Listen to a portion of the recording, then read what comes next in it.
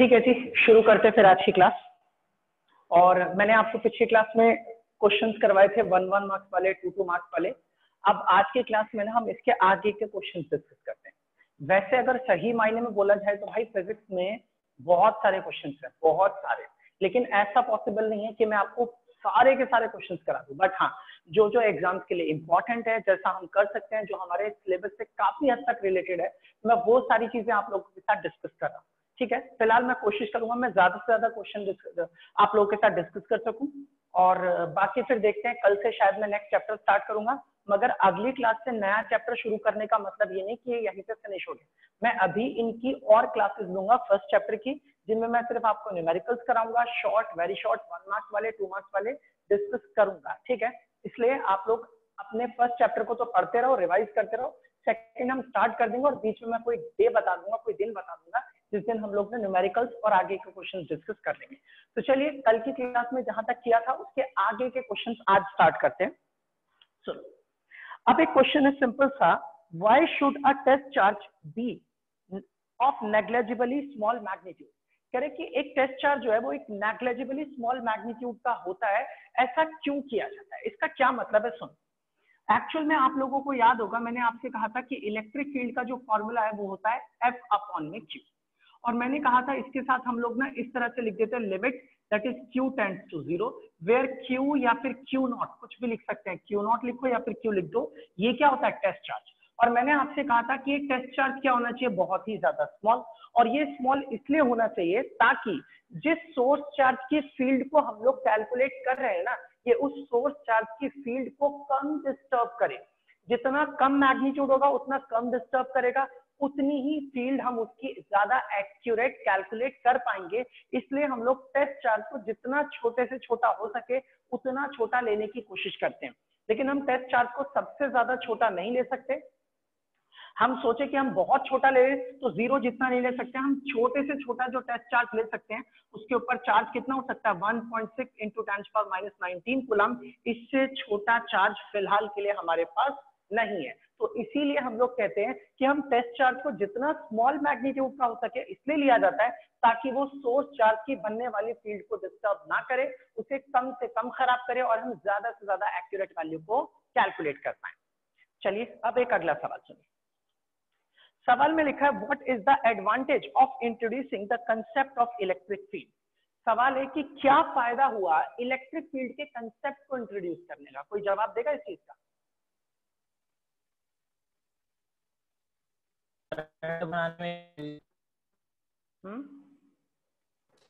Current sir.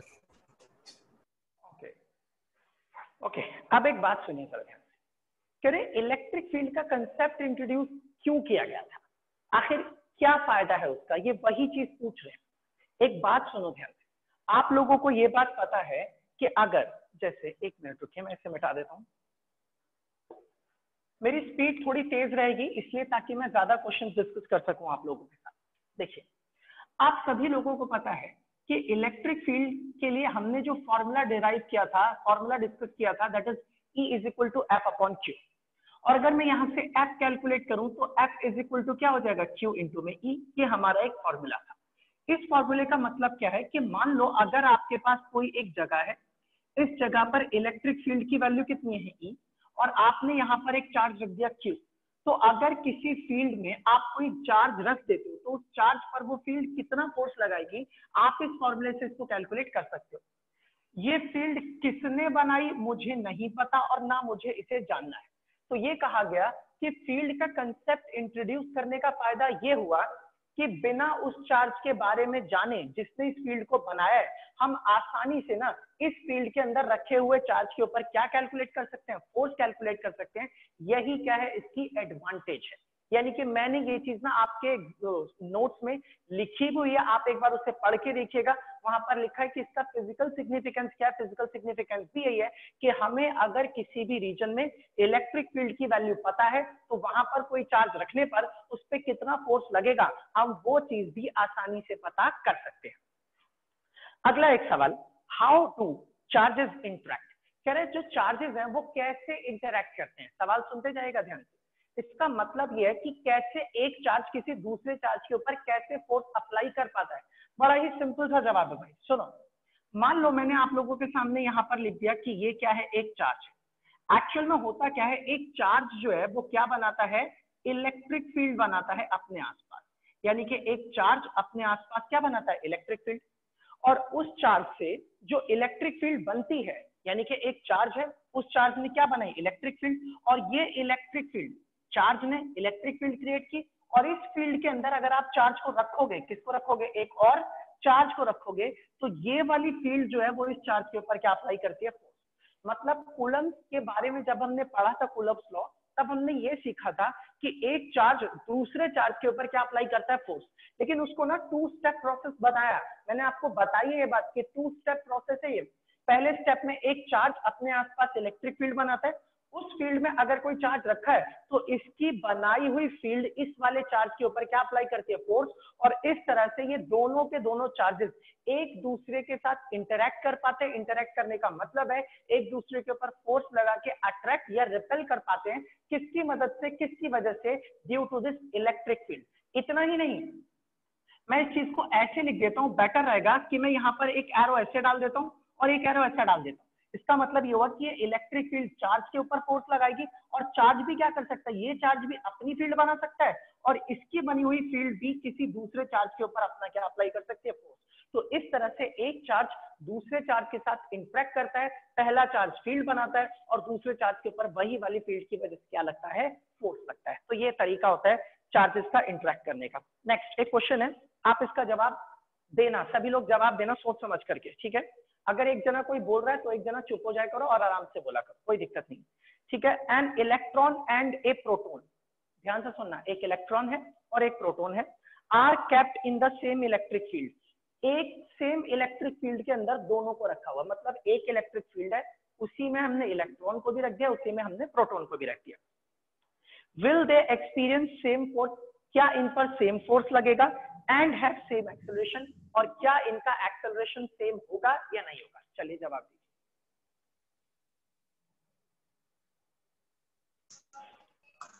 Sir acceleration same नहीं होगा। और फोर्स, सर फोर्स सेम हो सकता सेम लगेगा। अच्छा, कैसे फोर्स सेम लगेगा, ना सर, फोर्स भी अलग अलग डायरेक्शन में लगेगा। नहीं एक्सेलरेशन मैग्नीट्यूड, कोई मैग्नीट्यूड, हाँ मैग्नीट्यूड सेम होगा। अच्छा, नहीं होगा सर, नहीं होगा सेम, ओके। अभी किसी गर्ल ने जवाब दिया था एक बारी, वो थोड़ा एक्सप्लेन करेंगे कि सेम कैसे होगा। Yes sir. सर मैंने ये कहा था कि फोर्स सेम लगेगा क्योंकि जितना फोर्स इलेक्ट्रॉन लगाएगा प्रोटॉन पे उतना ही प्रोटॉन भी इलेक्ट्रॉन पे लगाएगा। और एक्सेलरेशन, सवाल ठीक से नहीं सुना, मैं सवाल फिर पढ़ रहा हूँ।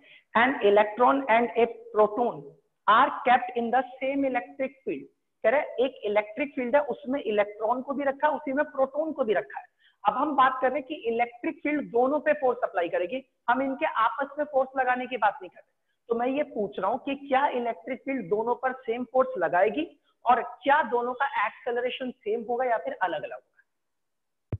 सर सेम चार्ज लगेगा, मैग्नीट्यूड सेम होगा।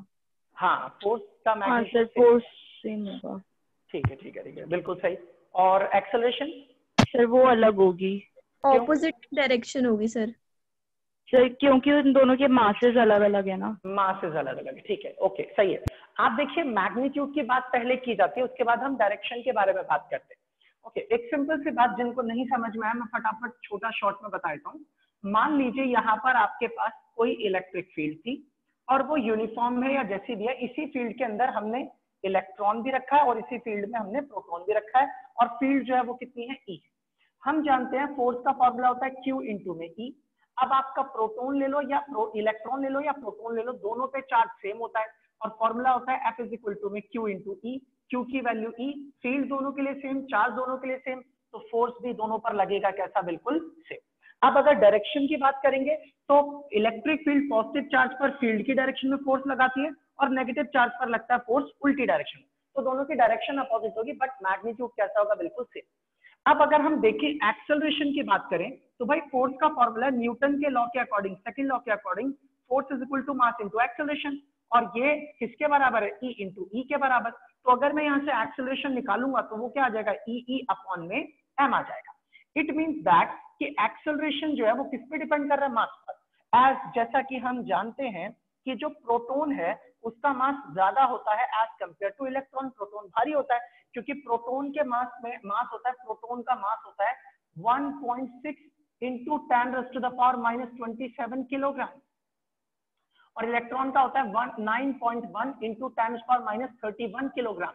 आप देख सकते हैं -27 है या -31, यानी कि प्रोटॉन जो है वो इससे ज्यादा भारी होता है। वैसे आपको बता दूं कितने टाइम्स भारी होता है, वो होता है 1836 टाइम्स, यानी कि प्रोटॉन का वजन मास इलेक्ट्रॉन से 1836 गुना ज्यादा होता है। हमें ये नहीं जानना, हमें सिर्फ इतना देखना है कि जिसका मास ज्यादा होगा उसका एक्सेलरेशन कैसा होगा, कम। क्योंकि मास ऑफ प्रोटॉन ज्यादा है, इट मींस कि प्रोटॉन का एक्सेलरेशन कम होगा और मास ऑफ इलेक्ट्रॉन कम है, इसका मतलब है कि इलेक्ट्रॉन का एक्सेलरेशन कैसा होगा, ज्यादा। तो इस तरह से हम बता सकते हैं कि फोर्स तो दोनों पे सेम लगेगा, मगर दोनों का जो एक्सेलरेशन है वो कैसा होगा, बिल्कुल अलग अलग। किसका ज्यादा होगा, तो इलेक्ट्रॉन का, और किसका कम होगा, प्रोटॉन का। आप चाहो तो इसका एक स्क्रीनशॉट ले लो, फिर आगे की बात करते हैं।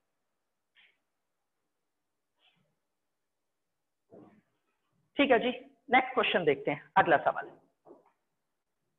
अगला क्वेश्चन है, why direction of an electric field is taken outward away from a positive charge and inward for a negative charge. कह रहे हैं हम इलेक्ट्रिक फील्ड की डायरेक्शन पॉजिटिव चार्ज से हमेशा बाहर की तरफ लेते हैं और नेगेटिव चार्ज में चार्ज के अंदर की तरफ ली जाती है, ऐसा क्यों होता है? यानी कि पॉजिटिव चार्ज में अवे फ्रॉम द चार्जेस और नेगेटिव चार्ज में टुवर्ड्स द चार्जेस, ऐसा क्यों लिया जाता है? सर एक बार क्वेश्चन रिपीट करना सर। क्वेश्चन ये है कि हम बोलते हैं कि पॉजिटिव चार्जेस से फील्ड ना बाहर की तरफ निकलती है या बाहर की तरफ ली जाती है, आउटवर्ड। आपने देखा है ऐसा ना, हम बोलते हैं ना कि मान लो ये एक पॉजिटिव चार्ज है, तो पॉजिटिव चार्ज से फील्ड कहाँ निकलती हुई दिखाते हैं हम लोग, बाहर की तरफ। कह रहे पॉजिटिव चार्ज से फील्ड बाहर की तरफ निकलती हुई क्यों दिखाते हैं और नेगेटिव चार्ज से फील्ड अंदर की तरफ आती हुई क्यों दिखाते हैं, ऐसा क्यों होता है? मैं सवाल पूरा पढ़ देता हूँ। लिखा है कि why direction of electric field is taken outward away for a positive charge and inward यानी कि towards for a negative charge. Sir क्यों सर हम टेस्ट चार्ज को हमेशा पॉजिटिव रखते हैं? हाँ, फिर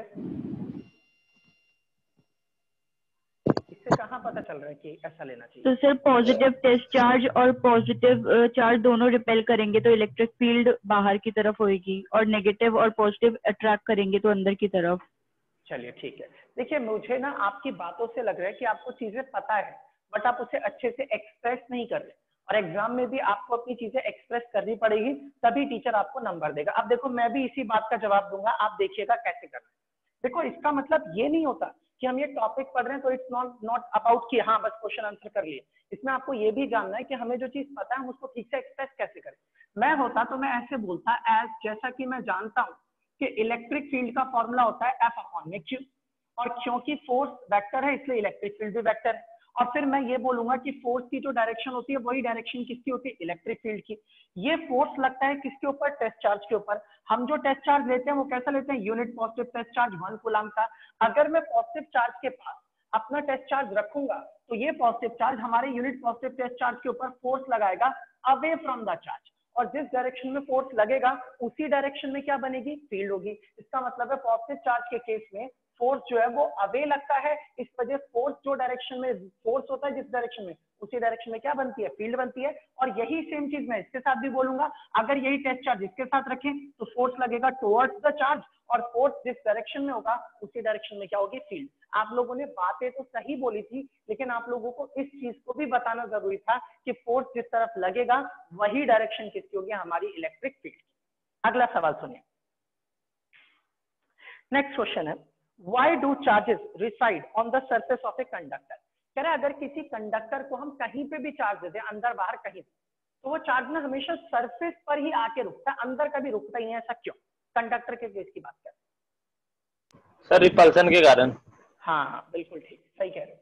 सुनिए ध्यान से, ये जवाब एकदम सही है। आप बोलेंगे ड्यू टू रिपल्शन। आप ये कह सकते हैं कि मान लीजिए आप लोगों के पास यहाँ पर कोई भी एक कंडक्टर है, आपने इसके अंदर की तरफ ना कुछ चार्जेस डाल दिए, कैसे डाले, किसी भी तरह से डाल दिए। आप अगर एग्जांपल के लिए समझना चाहो तो सपोज कर लो जैसे मेरे पास एक इंजेक्शन में हम लोग लिक्विड भर करके इंजेक्शन लगाते हैं, इंजेक्ट करते हैं। आप उस लिक्विड की जगह चार्ज रख लो और एक स्फीयर ले लो और स्फीयर कंडक्टिंग होना चाहिए और उसके अंदर सुई को एंटर करा के इंजेक्शन एंटर करके उसको दबा दो ताकि सारा का सारा चार्ज सेंटर में पहुंच जाए। अब सेंटर में सारा चार्ज अगर पहुंच गया और सारे का सारा ही पॉजिटिव या नेगेटिव है तो ये सब के सब रिपेल करेंगे, क्योंकि ये बॉडी कंडक्टिंग है तो ये रिपेल करके इधर भागेगा, ये रिपेल करके ये ऊपर जाएगा, ये रिपेल करके नीचे आएगा और सारे का सारा चार्ज जितनी ज्यादा से ज्यादा दूर हो सके उतनी दूर चला जाएगा। इसलिए आप कैसी भी बॉडी रखो, चाहे हॉलो हो चाहे हॉलो ना हो, सॉलिड हो, अगर बॉडी कंडक्टिंग है तो सारे का सारा चार्ज हमेशा ही कहां पर आ जाएगा, सरफेस के ऊपर आ जाएगा। नेक्स्ट क्वेश्चन है why is electric field inside a charge conductor is zero. कह रहे कि चार्ज कंडक्टर के अंदर इलेक्ट्रिक फील्ड जीरो होती है, क्यों? सर क्योंकि चार्ज कंडक्टर के अंदर कोई चार्ज ही नहीं होता। हाँ, कंडक्टर के अंदर चार्ज नहीं होता, ठीक है। और कोई तो चार्ज सरफेस के ऊपर रिसाइड करते हैं ना? हाँ हाँ ठीक है। अच्छा देखो मैं आपको एक बात बताता हूँ, अगर कभी एग्जाम में ये सवाल आए कि अंदर फील्ड क्यों नहीं होती तो आपको ना मैंने इसके 3 केसेस करा रखे हैं, बाहर फील्ड निकलवाइए, सरफेस पर निकलवाइए और अंदर निकलवाइए। अगर आपको कुछ ना समझ में आए तो वही गॉसेस वाली एप्लीकेशन को यूज करके अंदर की तरफ ना फील्ड जीरो निकाल के दिखा देना। बाकी प्रैक्टिकली लॉजिकली क्या होता है मैं अब वो जवाब आप लोगों को समझाने वाला, ठीक है, ध्यान से सुनना। बाकी अगर एग्जाम में सवाल आए तो आप 1 नंबर के लिए जवाब सिर्फ इतना लिखेंगे क्योंकि चार्ज अंदर की तरफ नहीं होता, कहां पर होता है, सरफेस पर होता है। अब कई लोगों को ना इससे परेशानी होगी कि सर सरफेस पे होता है तो क्या हुआ, चार्ज तो चार्ज है ना, सरफेस के अंदर भी फील्ड बना सकता है और बाहर भी। अब मैं आपको इसके पीछे का ना लॉजिक समझाता हूँ और ध्यान से सुनिएगा, ठीक है। देखिए मान लीजिए ये आपके पास एक स्फीयर है और इस स्फीयर के ऊपर हमने ढेर सारा पॉजिटिव चार्ज यूनिफॉर्मली डिस्ट्रीब्यूट कर दिया है। ये स्फीयर हॉलो भी हो सकता है और कैसा भी ले सकते हैं, ये कंडक्टिंग स्फीयर है। अब ना अगर मैं यहाँ पर सेंटर की बात करूं, इस जगह पर यहाँ की बात कर रहा हूँ, ये जो बात मैं आपको बता रहा हूँ भाई ये चीज किताब में नहीं लिखी हुई मिलेगी, ये है ही नहीं बुक्स के अंदर। बुक्स में सिर्फ जवाब लिखे हैं, ये सवाल है फिर इसका आंसर ये, इस सवाल का आंसर ये। आपको यहाँ पर समझना है तो थोड़ा ध्यान से देखिएगा।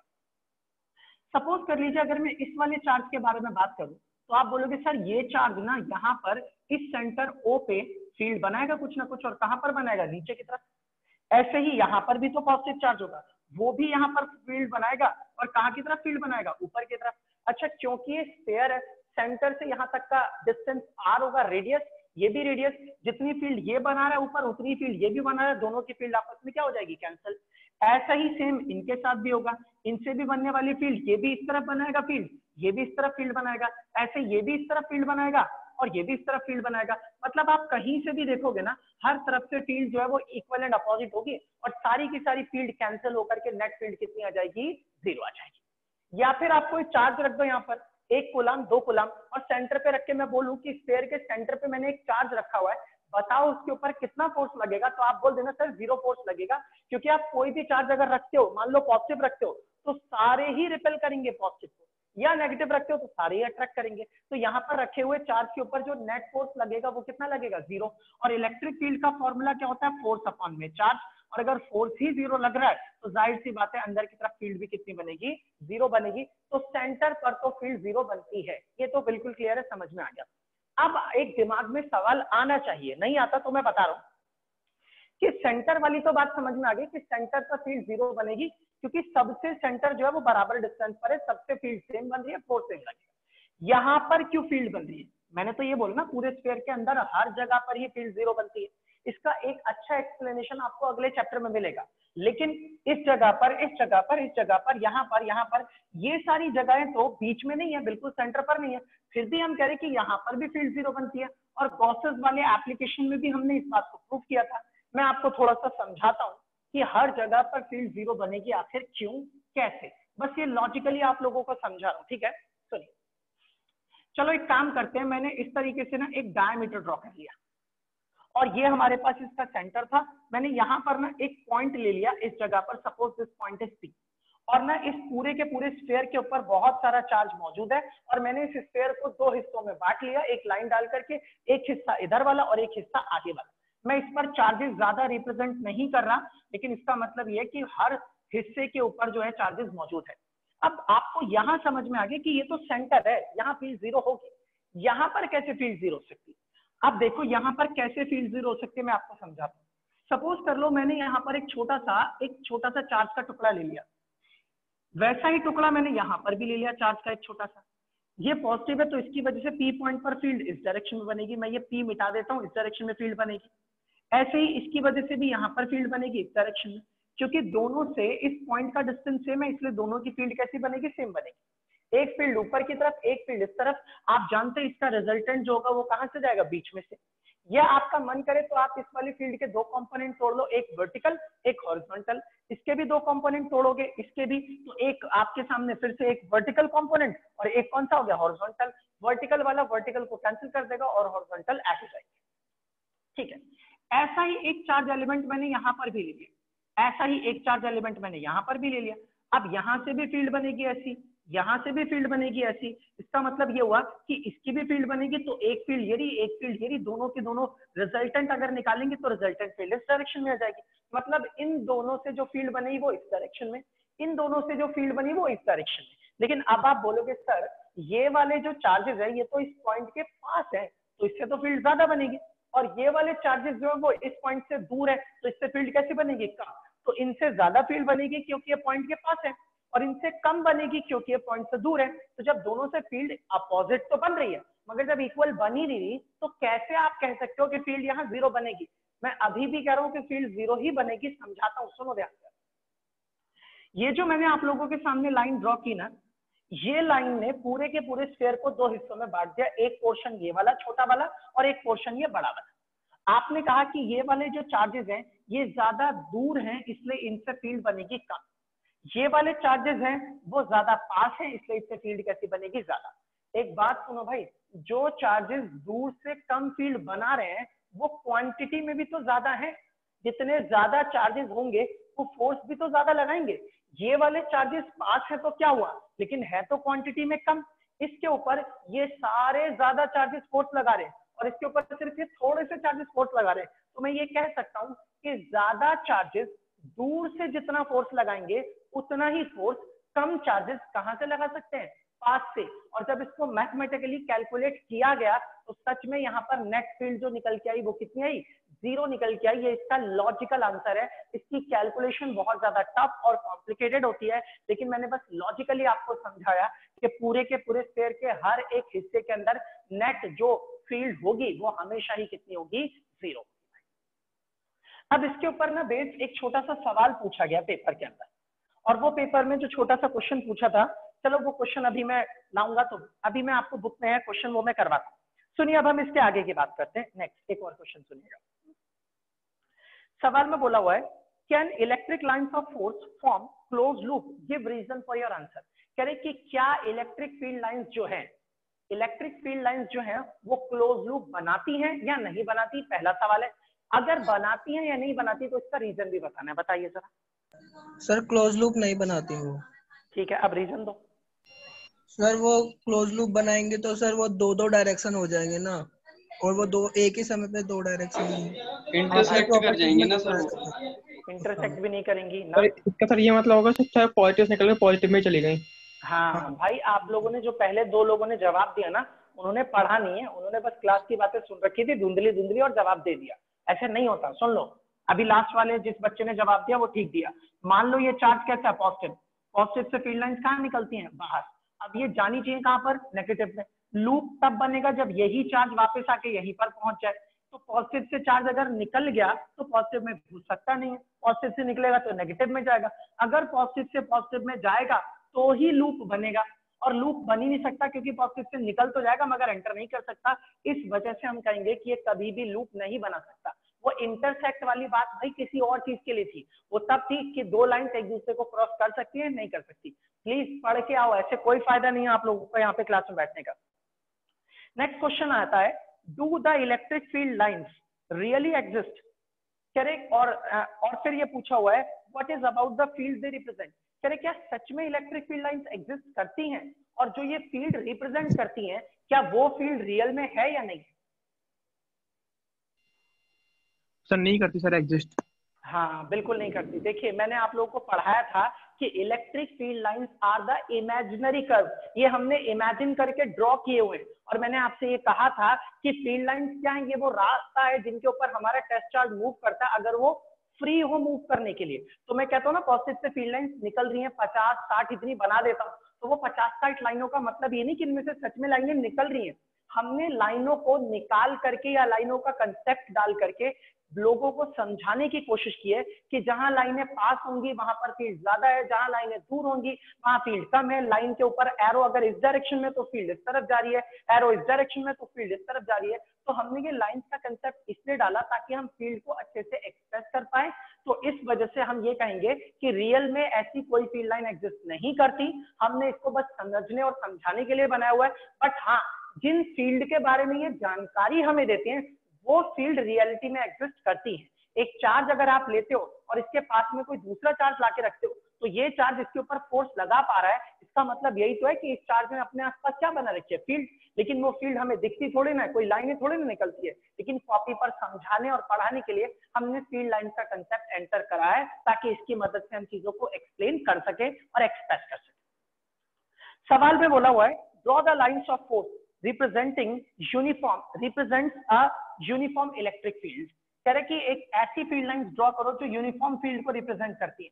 तो आप सभी को पता है कि अगर मैं ऐसी फील्ड लाइंस बना दूंगा तो ये किसको रिप्रेजेंट करेंगी, यूनिफॉर्म इलेक्ट्रिक फील्ड को, क्योंकि इनके अंदर ना लाइंस के बीच का डिस्टेंस सेम रहता है और सभी लाइंस एक दूसरे के कैसी रहती है, पैरेलल। लेकिन अगर मैं ऐसी फील्ड लाइन बनाऊंगा तो आप बोलेंगे कि ये जो फील्ड लाइंस आपने बनाई है ये कैसी फील्ड को रिप्रेजेंट कर रही है, नॉन यूनिफॉर्म इलेक्ट्रिक फील्ड। जहां लाइनें पास है वहां पर फील्ड स्ट्रांग है और जहां लाइनें दूर है वहां पर फील्ड जो है वो कैसी है, वीक है। अगला क्वेश्चन सुनिए। ओके, हमारे सामने ना एक छोटा सा डायग्राम दिया हुआ है।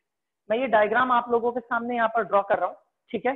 और इस डायग्राम में ना इन्होंने एक दो सवाल पूछे हैं, उनका जवाब आप लोगों को देना है। देखते हैं आप लोग जवाब दे पाते हैं कि नहीं दे पाते। एक चार्ज यहाँ पर रखा है और दूसरा चार्ज यहाँ पर रखा हुआ है। ये वाला जो चार्ज है ये Q1 है, ये वाला जो चार्ज है वो Q2 है। यहाँ पर मैंने इस तरीके से लाइंस ड्रॉ कर दी हैं और इनका एरो लाइन के इस तरफ ही दे रखा है। ये इस तरीके से ना इसकी फील्ड लाइंस हमें रिप्रेजेंट करके दी गई है। ये रही फील्ड लाइंस, ऐसी इसकी भी फील्ड लाइंस हमें दे रखी है। सवाल में हमसे दो चीजें पूछी हैं। सवाल नंबर 1, आपको Q1 और Q2 का नेचर बताना है कि ये कैसे चार्जेस है, पॉजिटिव या नेगेटिव? Negative charges. क्यों? क्योंकि दोनों में फील्ड अंदर जा रही है नेगेटिव चार्ज की तरफ, क्योंकि फील्ड लाइन चार्ज की तरफ आ रही है। पहला सवाल कि बोथ आर नेगेटिव चार्जेस। सवाल नंबर 2, Q1 रेशियो Q2 कितना होगा? 1:1। 1:1। क्यों? 1:1। क्यों?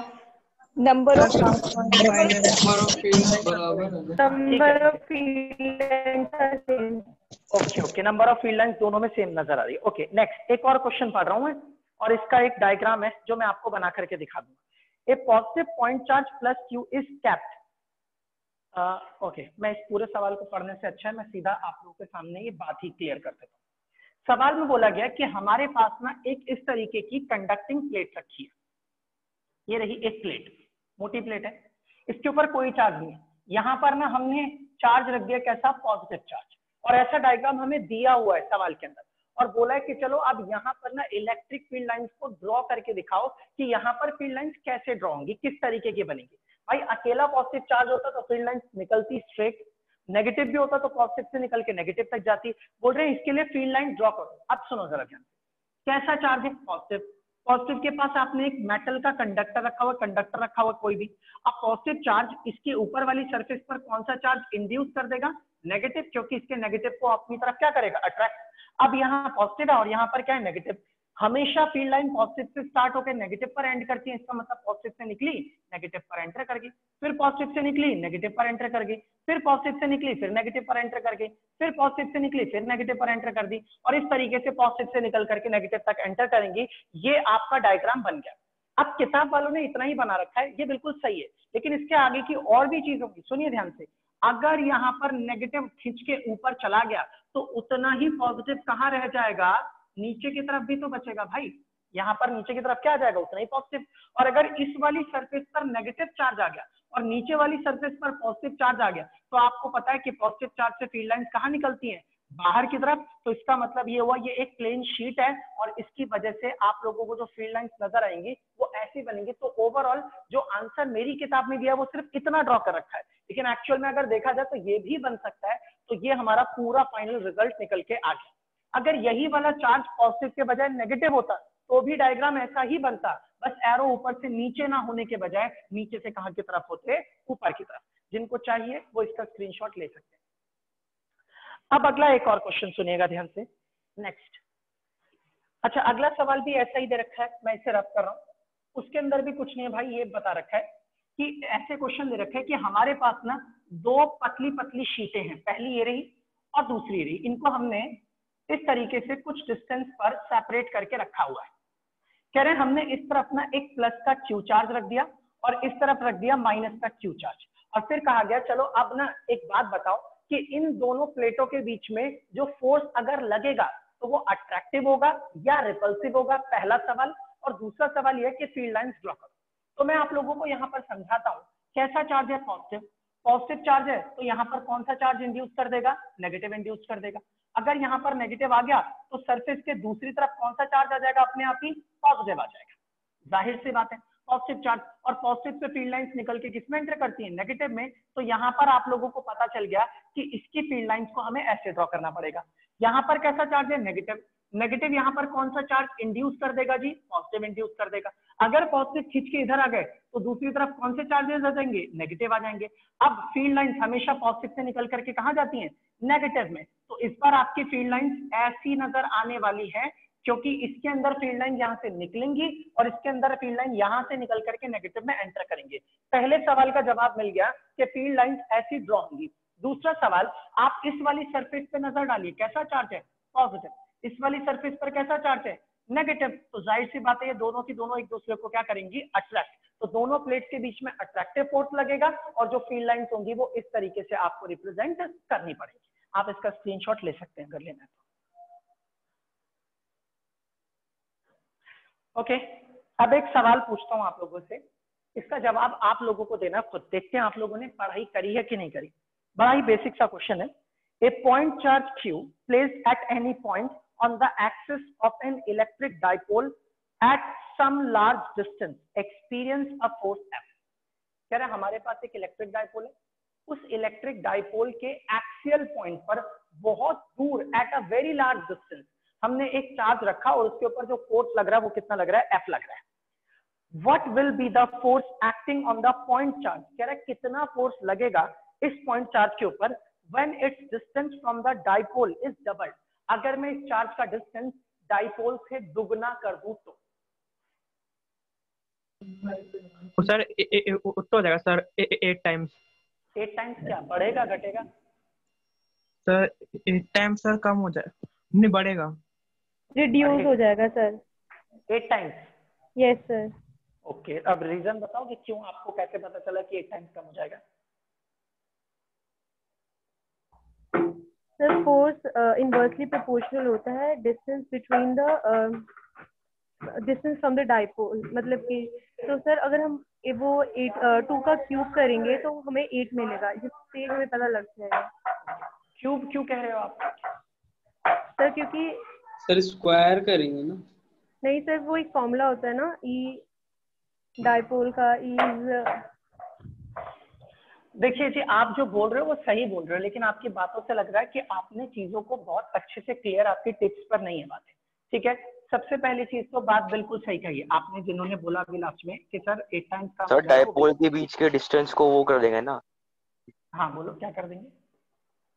मतलब वो बहुत छोटा है तो उसको वो छोड़ देंगे, निगलेक्ट कर देंगे। हाँ ठीक है, ये तो सही है। और तो उस फॉर्मूले से ही तो हुआ ना R³ उसका फॉर्मूला। हाँ बिल्कुल ठीक ठीक।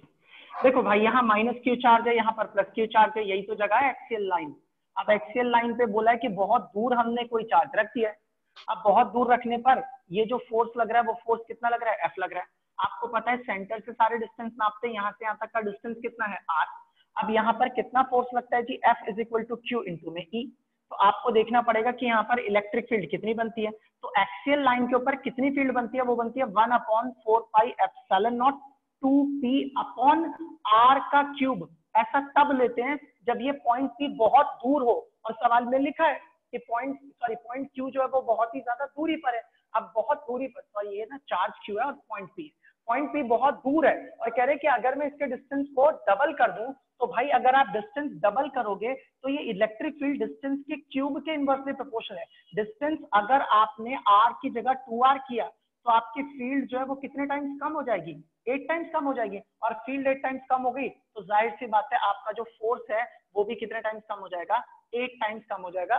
चीजों को थोड़ा ठीक से बोलना सीखो और बताना सीखो, और ये बताओ मुझे कि सर सवाल में लिखा हुआ है कि पॉइंट बहुत दूर है इसलिए डाइपोल का ये वाला फॉर्मूला लगेगा, और इसमें इलेक्ट्रिक फील्ड डिस्टेंस के क्यूब के इनवर्सली प्रोपोर्शनल है, इसलिए डिस्टेंस बढ़ेगा तो फील्ड 8 गुना कम, और फील्ड 8 गुना कम तो फोर्स भी 8 गुना कम हो जाएगा।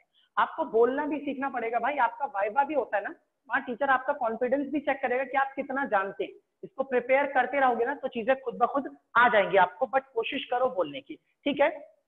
और अब एक काम करो, अपना रजिस्टर अपने सामने रखो, ताकि अगर मैं कुछ सवाल पूछूं और आपको फॉर्मूला नहीं याद तो नहीं याद तो चुपचाप बैठने से ज्यादा अच्छा है कि फॉर्मूला ढूंढो और उसकी मदद से मुझे जवाब दो, सर इसका फॉर्मूला ये होता है, ताकि वो बताने में आप फॉर्मूला देखोगे तो भी आपको काफी चीजें याद रह जाएंगी। ओके, मैं अब एक डायग्राम बना रहा हूँ आप लोगों के सामने, और इस डायग्राम से कुछ एक तो सवाल पूछूंगा आप लोगों से। अब उस सवाल का जवाब देखते हैं कौन कौन दे पाता है, ठीक है। यहाँ पर हमारे पास एक स्फीयर है, इस स्फीयर का ये सेंटर है O, और यहाँ पर एक चार्ज रखा हुआ है Q/2, इसकी सरफेस पर भी एक चार्ज रखा है दैट इज Q, और एक चार्ज यहाँ बाहर की तरफ रखा है दिस इज 2Q। ये डायग्राम है। सवाल में पूछा हुआ है as shown in figure a thin spherical shell carries a charge Q on its surface. एक थिन स्फेरिकल शेल है, इसकी सरफेस पर जो चार्ज है वो कितना है, Q है। फिर यहाँ पर लिखा है a point charge Q/2 is placed at the centre O, यानी कि सेंटर O पे एक पॉइंट चार्ज रखा है that is Q/2, and another charge 2Q is placed outside, और एक चार्ज 2Q है जो इसके बाहर की तरफ रखा हुआ है, आउटसाइड में रखा हुआ है, placed outside. If all the charges are positive what will be the force on the charge at the centre. कह अगर सारे ही चार्जेस पॉजिटिव है तो बताइए इस सेंटर पर जो चार्ज रखा हुआ है उसके ऊपर कितना फोर्स लगेगा, टोटल फोर्स बताने से। सर 0 लगेगा शायद से। क्यों 0 लगेगा भाई? सर इसको फील्ड 0 होगी इसलिए फोर्स भी 0 लगेगा। बिल्कुल सही। आपको ना इसमें एक नई बात बता देता हूँ जो आप लोगों को नहीं पता होगी। वो नई बात ना, अब थोड़ी सी प्रॉब्लम ये है कि यार वो नई बात आपके लिए ना नई नहीं है, अगले चैप्टर में आपको उसका एक्सप्लेनेशन मिल जाएगा, लेकिन अब सवाल यहाँ आ गया है इसलिए कुछ चीजें आप अभी जान लो, बाद में आपको एक्सप्लेनेशन नेक्स्ट चैप्टर में मिलेगा, बट सवाल यहाँ पे पूछा इसमें। सबसे पहली चीज तो यार इस वाले चार्ज पे दो ही जने फोर्स लगा सकते हैं, या तो ये या फिर ये या फिर दोनों के दो। अब ये वाला चार्ज तो सरफेस के ऊपर है, तो सरफेस पर अगर चार्ज होता है शेल के तो वो बाहर फील्ड बनाता है, अंदर फील्ड नहीं बनाता। तो अंदर की तरफ जो फील्ड बनेगी वो कितनी बनेगी, 0। अगर इसकी वजह से अंदर फील्ड 0 बन रही है तो इसकी वजह से अंदर जो फोर्स लगेगा वो भी कितना लगेगा, 0 ही लगेगा। दूसरी एक चीज और बता दो, ये वाला जो 2Q चार्ज है वो 2Q चार्ज अपने आसपास क्या बनाएगा, फील्ड बनाएगा। उस फील्ड के अंदर आपने इस पूरे के पूरे किसको रख दिया है, स्फीयर को रख दिया। तो वो जो फील्ड जो ये बनाएगा, किसी भी फील्ड में अगर हम कोई भी कंडक्टिंग स्फीयर ला करके रख देते हैं तो हमेशा फील्ड जो है वो सिर्फ बाहर ही बाहर रहती है, अंदर फील्ड नहीं पहुंच पाती। अंदर हमेशा फील्ड जो रहेगी वो कितनी रहेगी, 0 रहेगी। बस इस बात को याद रखना कि किसी भी बॉडी को, स्फेरिकल नहीं बोल रहे, कोई भी कंडक्टिंग बॉडी अगर आप लाते हो, चाहे वो हॉलो हो चाहे वो सॉलिड, और किसी एक्सटर्नल फील्ड में ले जाकर के अगर आप रख दोगे तो अंदर हमेशा नेट फील्ड कितनी होती है, 0 ही बनती है। ये एक प्रॉपर्टी है, मैं इसे प्रूव करवाऊंगा, इसको सॉल्व करके दिखाऊंगा आप लोगों को, लेकिन कब, अभी अगले चैप्टर में, चैप्टर नंबर 2 में जो अभी आएगा। फिलहाल के लिए आप ये बोल सकते हो कि इस अंदर वाले चार्ज के ऊपर जो नेट फोर्स लगेगा वो कितना लगेगा, 0 लगेगा। अब मैं आपसे पूछूं कि इसकी वजह से इस पर कितना फोर्स लगेगा, तो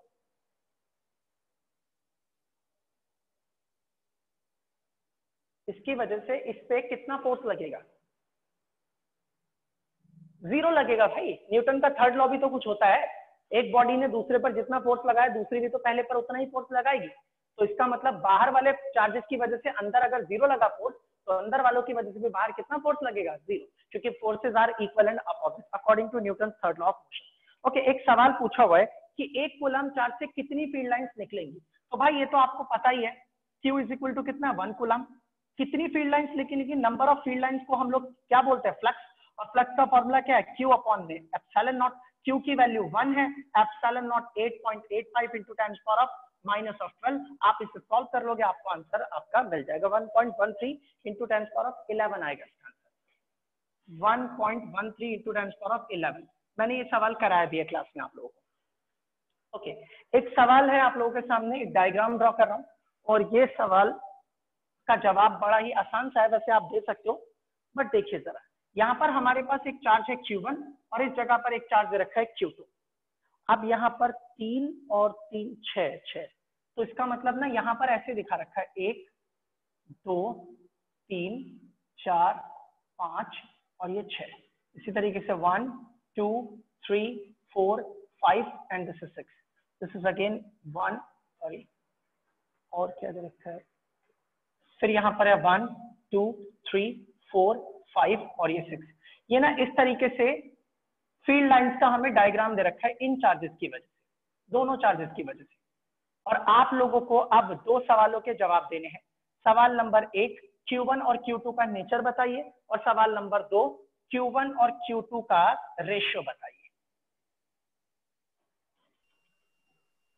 सर Q1 सर नेगेटिव है, Q1 नेगेटिव है, ठीक है भाई, और Q2 पॉजिटिव है। Q2 पॉजिटिव है, क्लियर है सभी लोगों को, सही है। अब रेशियो बताओ दोनों का।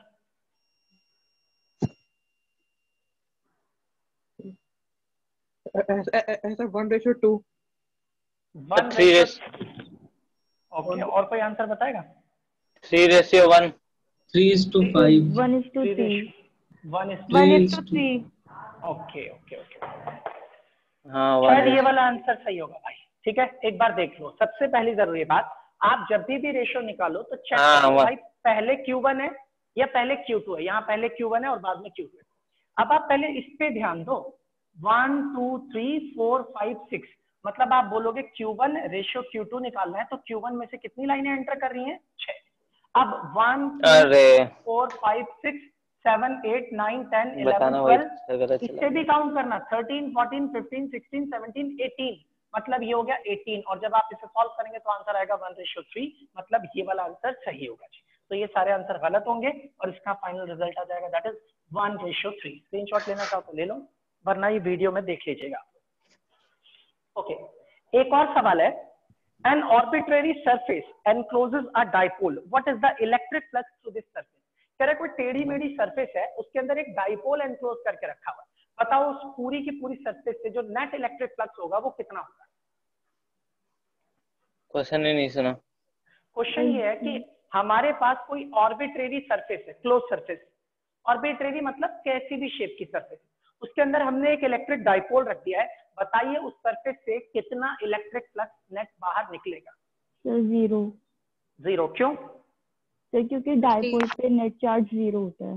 हाँ, तो सरफेस के अंदर बिल्कुल सही, बिल्कुल सही। टोटल फ्लक्स का फॉर्मूला होता है चार्ज अपॉन एप्सिलॉन नॉट।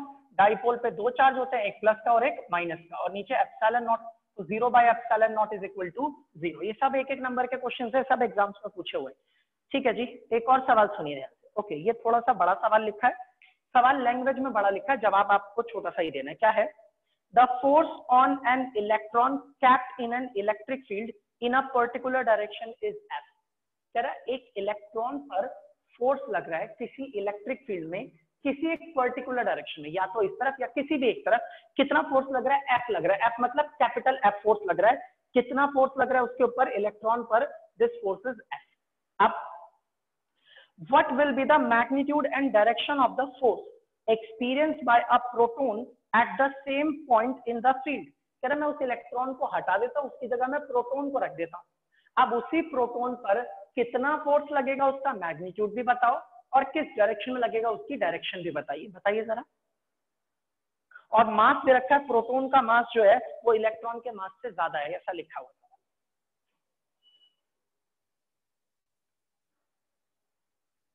सवाल नहीं समझ में आया?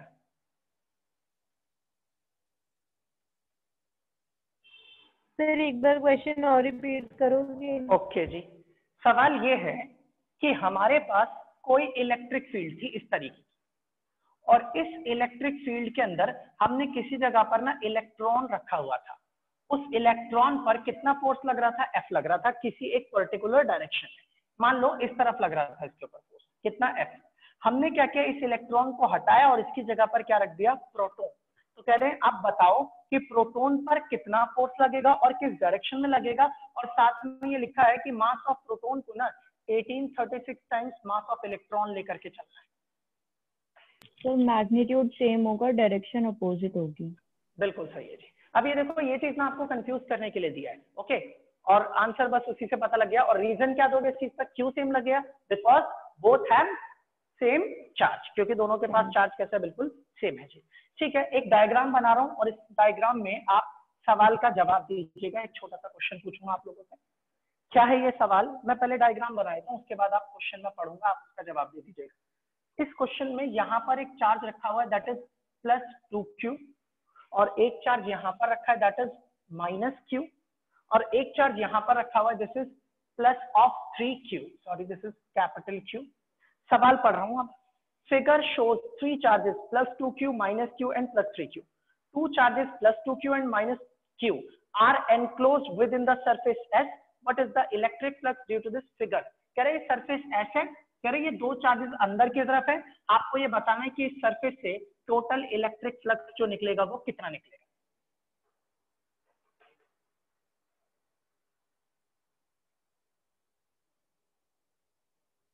कोई देगा जवाब? Sir Q/ε0। Q/ε0, बिल्कुल सही है भाई। सबसे पहली चीज तो गॉसेस लॉ ये कहता है कि flux is equal to charge upon epsilon naught, मगर कौन सा charge, charge enclosed by the surface, तो इसकी तो आप बात ही मत करो क्योंकि ये तो सरफेस के अंदर है ही नहीं। अब मैं अंदर टोटल चार्ज की बात करूं तो आप बोलोगे एक तो 2q चार्ज है और दूसरा -q चार्ज है, अपॉन में एप्सिलॉन नॉट।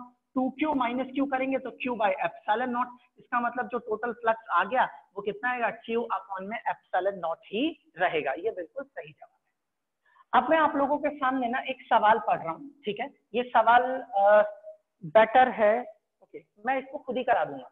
अगर आप क्लास में यहाँ पे होते तो मैं आप लोगों को लिखवा के बोलता करके दिखाओ, अब ऐसे नहीं हो पाएगा ना कि आप उसका डायग्राम वगैरह दिखाओगे तभी मैं पहचान पाऊंगा कि क्या आपने ठीक किया कि नहीं। ओके, अब सुनिए ध्यान से, सवाल कुछ नहीं है, आसान सा क्वेश्चन है, बस इन्होंने सवाल में ना चीजें अलग अलग दे दी हैं समझने के लिए, ताकि जिसको नॉलेज हो मैथ की वो इस सवाल को कर पाए, बट कुछ खतरनाक नहीं है, सिंपल सा है।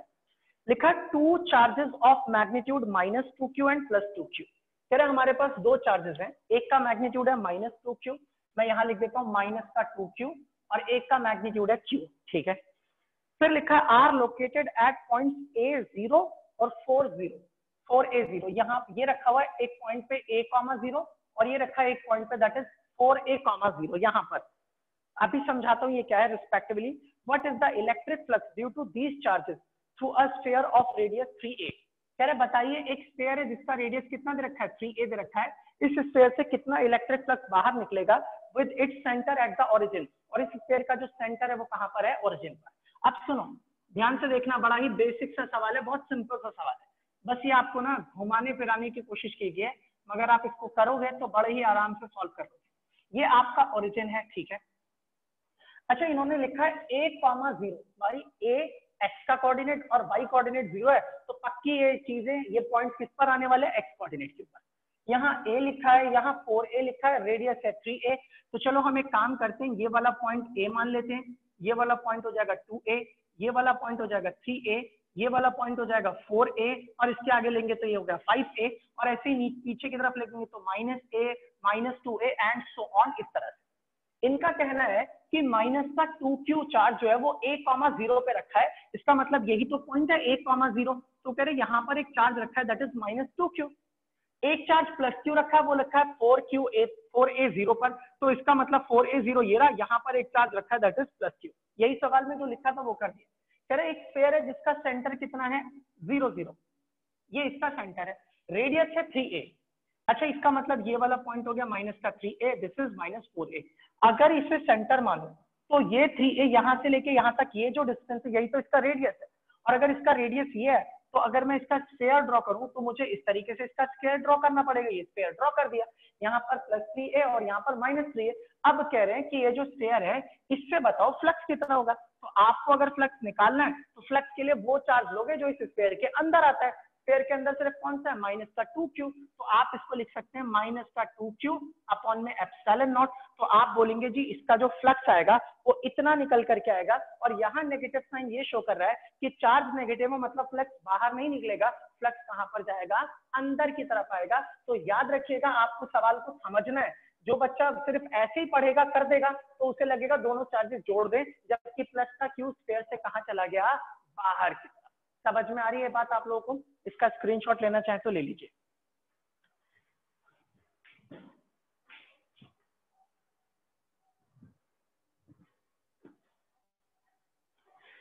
ठीक है जी, ले लिया स्क्रीनशॉट सभी ने? अब मैं ना एक एक नंबर वाले ना कुछ बहुत छोटे छोटे क्वेश्चन डिस्कस कर रहा हूँ। अभी भाई सही तरीके से अगर देखा जाए ना, ध्यान से सुनना, सही तरीके से अगर देखें तो मैंने अभी कुछ इलेक्ट्रिक फील्ड के, थोड़े बहुत गॉसेस लॉ के फ्लक्स वाले फॉर्मूले, और थोड़े और ज्यादातर कूलम्ब्स लॉ के ऊपर बेस्ड हमने डिस्कशन किया। अभी सोचो इलेक्ट्रिक डाइपोल बाकी है भाई, इलेक्ट्रिक डाइपोल के बारे में हमें डिस्कस करना है। Dipole in a uniform electric field, उसके क्वेश्चंस हैं। Dipole in a non uniform electric field, उसके कंसेप्चुअल क्वेश्चंस हैं। तो कंसेप्चुअल क्वेश्चंस हैं, और भाई कितने भी करा दो ना तो वो कम ही पढ़ते हैं, बट जितने हो सकते हैं उतने में आप लोगों को करा देता हूं। अच्छा आप सुनिए जरा, यहाँ से ना कुछ क्वेश्चन अब डिस्कस करते हैं। ओके, वन लाइनर एक एक वर्ड वाले क्वेश्चंस होंगे, आप इनका जवाब बड़े ही आराम से दे सकते हैं, और बाकी के क्वेश्चंस देखेंगे नेक्स्ट क्लास में। ओके, सवाल नंबर 1 है, what is the cause of charging? Charging की वजह क्या होती है, बताइए कोई।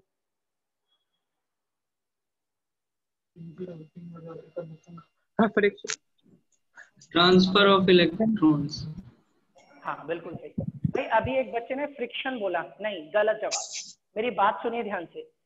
चार्जिंग के पीछे की वजह होती है इलेक्ट्रॉन का एक बॉडी से निकल करके दूसरी बॉडी में चले जाना। अब इलेक्ट्रॉन को एक बॉडी से दूसरी बॉडी में निकाल के डालने के कई तरीके होते हैं, उनमें से एक तरीका होता है जिसे बोलते हैं फ्रिक्शन। तो ये मत बोलना cause of charging is friction, नहीं, मैंने आपको बिना फ्रिक्शन के भी तो चार्ज करना सिखाया है। एक चार्ज बॉडी लाओ, एक अनचार्ज बॉडी लाओ, दोनों को वायर से टच कर दो, चार्जिंग बाय कंडक्शन हो गया। अभी भी तो बॉडी चार्ज हुई ना, लेकिन क्या फ्रिक्शन हुआ क्या? नहीं। तो फ्रिक्शन एक मेथड है, ऐसा मत बोलिएगा कि फ्रिक्शन से ही चार्जिंग होगी। तो चार्जिंग तब होती है जब हम एक बॉडी से इलेक्ट्रॉन निकाल करके दूसरी बॉडी में डाल दें। तो आप बोल सकते हैं the basic cause of charging is the actual transfer of electron from one body to another body. ठीक है, आप दूसरा सवाल। एन आइसोलेटेड कंडक्टिंग स्फीयर, भाई आइसोलेटेड का मतलब है अकेला स्फीयर है, उसके आसपास और कोई चीज नहीं है। N isolated conducting sphere is given a positive charge. कह रहा है हमारे पास एक आइसोलेटेड कंडक्टिंग स्फीयर है, मैंने उसे पॉजिटिव चार्ज दिया है। डज इट्स मास इंक्रीज, क्या इसका मास बढ़ेगा, डिक्रीज, कम होगा, या रिमेन्स द सेम या सेम रहेगा? बोलिए। सर बढ़ेगा। सर कम हो जाएगा। कम हो जाएगा? भाई ये बढ़ेगा कौन बोल रहा है यार, पीपा के बोल रहे हो क्या? इतने सारे सवाल कराने के बाद भी कह रहे हो पॉजिटिव चार्ज देने पर मास बढ़ जाएगा। पॉजिटिव चार्ज देने का मतलब है इलेक्ट्रॉन को बाहर निकालना। अब इलेक्ट्रॉन निकालोगे तो वजन तो कम हो जाएगा ना, मास कम होगा। पॉजिटिव चार्ज देने पर मास कम होता है। थ्योरी पढ़ो ढंग से, आप नहीं पढ़ते गड़बड़ हो जाएगी इसकी वजह से। अगला, what is meant by quantization of charge? Quantization of charge का क्या मतलब है, इससे क्या समझते हैं? सर इलेक्ट्रॉन्स कभी फ्रैक्शन में नहीं हो सकते। बिल्कुल 0 नंबर दूंगा अगर पेपर में इलेक्ट्रॉन का, हाँ इलेक्ट्रॉन कभी फ्रैक्शन में ट्रांसफर नहीं हो सकते। भाई आपने कुछ अलग नहीं बोला, और कोई जवाब दो। सर चार्ज हम एक इंटीग्रल नंबर होगा। Integral multiple of basic unit of charge होगा सर। ओके, और अभी एक गर्ल बोल रही थी, वो बताओ जरा। हाँ सर, मैं भी ऐसे ही बोल रही थी कि वो हमेशा इंटीजर में होगा, मतलब बॉडी का जो टोटल चार्ज होगा वो इंटीग्रल मल्टीपल होगा। ठीक है भाई। अच्छा अब एक चीज, एक रूल हम बना लेते हैं अभी। अगर एक बंदा जवाब दे रहा है तो उसके बीच में दूसरा बंदा जवाब नहीं देगा, ये रूल है, और इसे ध्यान रखिएगा आगे से पक्का। ठीक है, जब एक जना अपनी बात खत्म कर ले तब दूसरा बंदा बोलेगा। आप सुनो, ये बिल्कुल सही जवाब है। देखो यार, आपके दिमाग में ना बातें घूम रही है कि सर ने बताया था इलेक्ट्रॉन आधा नहीं हो सकता, मगर ये आधा इलेक्ट्रॉन लिख थोड़े ना सकते हो। आप इसे लिख तो सकते हो कि सर इलेक्ट्रॉन का फ्रैक्शन नहीं हो सकता, चार्ज हाफ नहीं हो सकते, मगर मैंने बोला आप इसका क्या मतलब समझते हैं, तो इसका मतलब सिर्फ इतना है कि इस यूनिवर्स की किसी भी बॉडी पर जो चार्ज होता है वो always integral multiple of basic unit of charge होता है। आपको बस इतनी सी बात बतानी है, ये चीज होता है क्वांटाइजेशन ऑफ चार्ज। अब मैं ये पूछूं कि भैया ये क्वांटाइजेशन क्यों होता है, अब तुम जवाब दोगे क्योंकि इलेक्ट्रॉन का आधा इलेक्ट्रॉन या उसका आधा चार्ज ट्रांसफर नहीं हो सकता, इस वजह से क्वांटाइजेशन होता है। तो मैंने इसका एक अलग टॉपिक लिखा है, कॉज ऑफ क्वांटाइजेशन, आपको तब ये जवाब देना था, ठीक है। अब अगला सवाल सुनिए, Why does ebonite rod get negatively charged on rubbing with fur?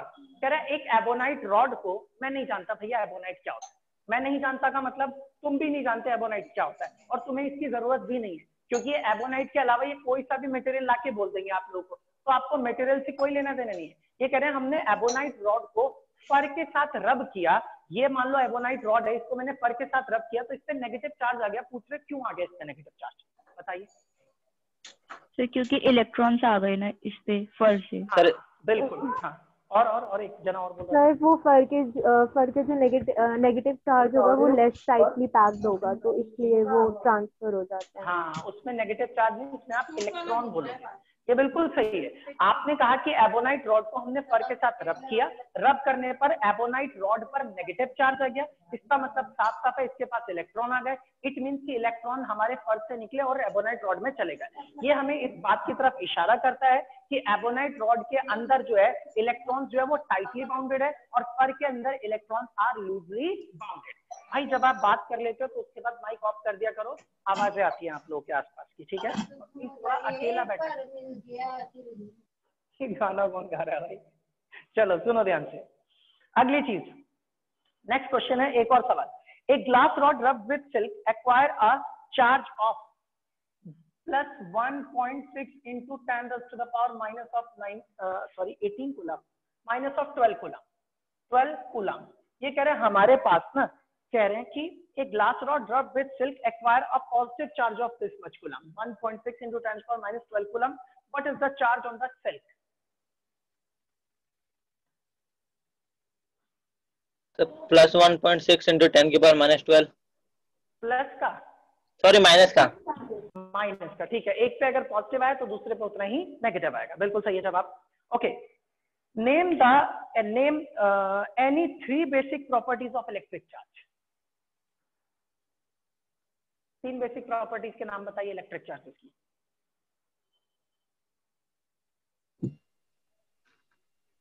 The quantization of charge, or the conservation of charge, additivity of charge, or the additivity of charge. Okay okay, number 1 additivity of charge, दूसरा conservation of charge और तीसरा quantization of charge. Clear है सभी को, ये चीजें पता होंगी। ओके, अच्छा अब एक सवाल मैं आप लोगों के सामने यहाँ पे पढ़ रहा हूँ, ये सवाल मैं कभी भी थ्योरी में नहीं बात करता इसके बारे में, ठीक है। ये कई टीचर जब पढ़ाते हैं तो वो अपनी थ्योरी में इस बात को लिखवाते हैं, इसको प्रूफ करा, इसको सही से समझाते हैं इन चीजों को, और ऐसी ही चीजें बच्चे कई बार मेरे नोट से मैच करते हैं, बोलते सर आपने ये वाली बात तो नहीं बताई। मैं वो बात कभी थ्योरी में नहीं बताता क्योंकि वो थ्योरी में मुझे नहीं लगता डिस्कस करने वाली बात है। वो क्या है सुनो, सवाल क्या लिखा है, सवाल में लिखा है give the distinction between, actual में इसमें लिखा है give 2 points of distinction between charge and mass. कह रहे चार्ज और मास में कोई डिस्टिंक्शन, कोई फर्क बताइए। मुझे नहीं लगता कि ये फर्क आप लोगों को मैं अलग से पढ़ाऊंगा तब आप कर पाओगे। एक बार अपनी कॉमन सेंस से जितना आप सीखे हो अब तक, बचपन से लेकर आज तक 11th और 12th में भी है, जरा चार्ज और मास के बीच में कोई फर्क मुझे बताओगे? तो फर्क बताओ, 2 या और से ज्यादा हो तो। सर मास नेगेटिव नहीं हो सकता, चार्ज पॉजिटिव नेगेटिव दोनों हो सकता है। और सर चार्ज, सर मास क्वांटाइज्ड नहीं होता। हाँ, और चार्ज क्वांटाइज्ड होता है। 2 डिफरेंसेस हो गए। तीसरा, मास को ट्रांसफर नहीं कर सकते लेकिन चार्ज को ट्रांसफर कर सकते हैं। नहीं भाई ये गड़बड़ होगी। अगर मान लो मेरे पास एक बॉल है, उस बॉल के अंदर बहुत सारी छोटे छोटे पार्टिकल्स डाल के मैंने बॉल को पैक कर दिया है, और मैंने क्या किया, उस बॉल को काटा, उसमें से 2 पार्टिकल उठाए और इसके अंदर डाल दिया, तो मास को हम ट्रांसफर कर सकते हैं। तो मास ट्रांसफर वाली बात नहीं होगी, ये नहीं होता। सर मास 0 नहीं हो सकता, मास हाँ, 0 नहीं हो सकता, नहीं हो सकता, और चार्ज हो सकता है, चार्ज 0 हो सकता है, एकदम ठीक। और सोच के आपको खुद ही जवाब देना, ये कोई ऐसा टॉपिक नहीं कि मैं पढ़ाऊंगा आपको। सर मास का स्पीड पे कोई फर्क नहीं, मतलब स्पीड में कोई मास हो तो उस पर फर्क पड़ता है, लेकिन चार्ज में ऐसा कुछ फर्क नहीं होता। ओके ठीक है, चलो मैं ये पॉइंट अभी समझाता हूँ आप लोगों को। हाँ ठीक बोला इस भाई ने। और ओके चलो कोई बात नहीं, सुनो सबसे पहली चीज तो ये कि ध्यान से देखना, मैं जो बातें बोलूंगा ना आप बोलोगे अरे यार। हाँ हाँ बोलो। मास का वैक्यूम में कोई फर्क पड़ता है क्या? फर्क नहीं नहीं नहीं नहीं। तो सर चार्ज का तो पड़ता है ना फिर? नहीं भाई, चार्ज का वैक्यूम से कोई लेना देना नहीं है, चार्ज का मीडियम से लेना देना नहीं है। चार्ज का जो फोर्स लगता है दूसरे चार्ज के ऊपर, उस फोर्स का मीडियम से लेना देना है। ऐसा नहीं है कि मेरे हाथ में अभी 2 कूलम का चार्ज है और मैं वैक्यूम में ले जाऊंगा तो ये 3 हो जाएगा, एयर में ले जाऊंगा तो ये 5 हो जाएगा, वाटर में ले जाऊंगा तो ये खत्म हो जाएगा। ऐसा बिल्कुल नहीं। चार्ज की जितनी वैल्यू है वो उतनी ही रहेगी। इलेक्ट्रॉन का चार्ज जितना होता है, आप किसी भी मीडियम में जाओ उस पर इतना ही चार्ज रहेगा। लेकिन एक इलेक्ट्रॉन किसी दूसरे इलेक्ट्रॉन पर कितना फोर्स लगाएगा, ये फोर्स मीडियम पर डिपेंड करेगा, चार्ज नहीं डिपेंड करेगा। तो ये मत बोलना कि चार्ज मीडियम के लिए। अच्छा आप सुनो, मैं आप लोगों के साथ जो डिस्कस करूंगा ना, आप देखना आपको लगेगा कि शायद सर ने एक आधी कोई बात बताई हो जो हमें नहीं पता। सबसे पहली चीज तो कि मतलब charge can be positive, negative और जीरो, तीनों हो सकता है। मास ऑलवेज पॉजिटिव, कभी नेगेटिव और जीरो नहीं हो सकता, पहली प्रॉपर्टी। दूसरी प्रॉपर्टी हुई कि चार्ज जो है वो क्वांटाइज्ड होता है और मास जो है वो क्वांटाइज्ड नहीं होता। मतलब चार्ज हमेशा इंटीग्रल मल्टीपल में बढ़ता है इलेक्ट्रॉन के चार्ज के। मास के साथ ऐसा नहीं है, 1 किलो की भी बॉडी हो सकती है, 2 किलो की भी हो सकती है और 1.5 किलो की भी हो सकती है, 1.245 किलोग्राम की भी बॉडी हो सकती है। 1 किलो 200 ग्राम 300 ग्राम सब हो सकता है, मगर चार्जेस में अपनी मनमर्जी की कोई भी वैल्यू नहीं हो सकती। कोई अगर चाहे तो और अच्छे वे में ये कह सकता है कि सर चार्जेस जो है वो क्वांटाइज्ड है, उनका डिस्क्रीट आंसर होता है। डिस्क्रीट मतलब या तो ये वैल्यू होगी या फिर ये। लेकिन मासेस जो है वो कैसे होते हैं, कंटिन्यूस होते हैं। अगर 1 ग्राम की बॉडी है तो 1.1 ग्राम की भी बॉडी एग्जिस्ट करती है। ठीक है, अब एक चीज और सुनिए, हम उसमें भी अगर डिटेल में जाए तो मासेस में भी हम क्वांटाइजेशन देख सकते हैं, लेकिन फिलहाल के लिए नहीं, अभी कुछ नहीं उसमें नहीं देख सकते, उसके लिए एक अलग वजह। एक चीज और कहते हैं कि charge is conserve but mass is not conserve. Charge conserve रहता है बट मास कंजर्व नहीं रहता। मास क्यों नहीं कंजर्व रहता? एक्चुअल में आइंस्टाइन ने एक इक्वेशन दी थी, E is equal to mc²। I think आप लोगों ने 11th क्लास में सबने पढ़ी थी। मास जो है वो एनर्जी में कन्वर्ट हो जाएगा, तो मास कम होकर एनर्जी में कन्वर्ट हो गया, या एनर्जी भी किस में कन्वर्ट हो जाती है, मास में। तो charge is conserve but mass is not conserve. एक चीज। दूसरी बात ये, चार्जेस पॉजिटिव नेगेटिव होते हैं, इसलिए चार्जेस के बीच में जो फोर्स लगता है वो इलेक्ट्रिक फोर्स लगता है और वो अट्रैक्टिव भी हो सकता है, रिपल्सिव भी हो सकता है।